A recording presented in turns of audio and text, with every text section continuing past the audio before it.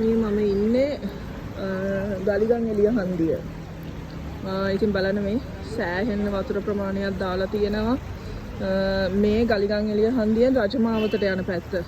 තනිකර ඒක පාරක් නෙමෙයි. දැන් ගඟක් වගේ තමයි පේන්නේ. ඉතින් මිනිස්සු සෑහෙන අසරණ වෙලා ඉන්නවා.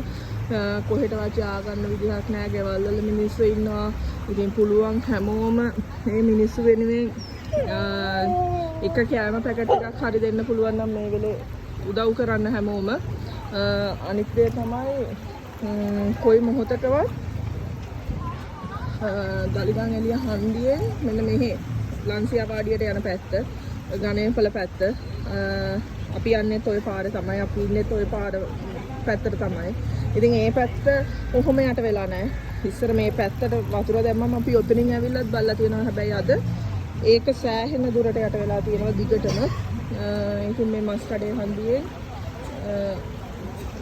කොටුගොඩ පැත්ත ගලිගම් එළිය හන්දියෙන් කොටුගොඩ මස් කඩේ පැත්තට මේ යට වෙලා තියෙන විදිහ තමයි ඉතින් ඉන්න මම ඔයාලට පෙන්නන්න.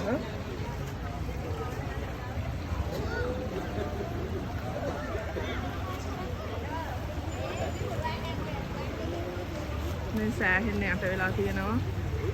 ඉතින් මෙතනින් එහා සෑහෙන යට වෙලා තියෙනවා.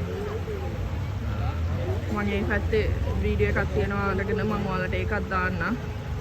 මේ බුදු පිළිමේ මට්ටමටම කියන්නේ අර පහන් මොනවාද මල් ආසනේ තියෙන මල් ආසනේ මට්ටමටම වතුර යට වෙලා තියෙනවා වතුරේ. ඉතින් මිනිස්සු තාම එහා පැත්තේ ඉඳන් මේ පැත්තට මිනිස්සු එනවා බෝට්ටු වලින් ගේනවා කට්ටියව.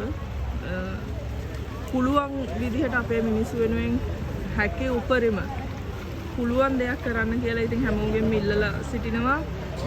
මේ වෙලේ අපි එකිනෙකාට අපි උදව් කරගන්න ඕනේ. මොකද අපි හැමෝම මිනිස්සුනේ.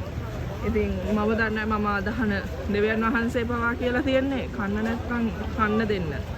අඳින්න නැත්නම් අඳින්න දෙන්න කියලා. ඉතින් මේ වෙලාවේ ඉතින් කන්න නැති මිනිස්සු වෙනුවෙන් පුළුවන් දෙයක් පුළුවන් විදිහට කරන්න කියලා හැමෝගෙම ඉල්ලලා සිටිනවා. ඉතින් මේ තියන්නේ මේ මිනිස්සු බඩු අරගෙන එනවා. කොච්චර අසරණ වෙලාද මිනිස්සු, කොච්චර පවුද.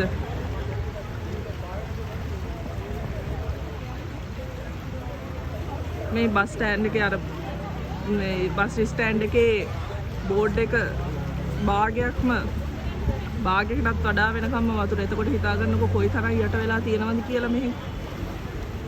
මේ තාප්ප මට්ටම් තව ටිකක් ගියොත් එහෙම අර තාප්පෙන් උඩහටත් වතුර යන මට්ටමට යට වෙලා. එතකොට හිතන්නකො මේ වතුර මට්ටම කොච්චරද කියලා.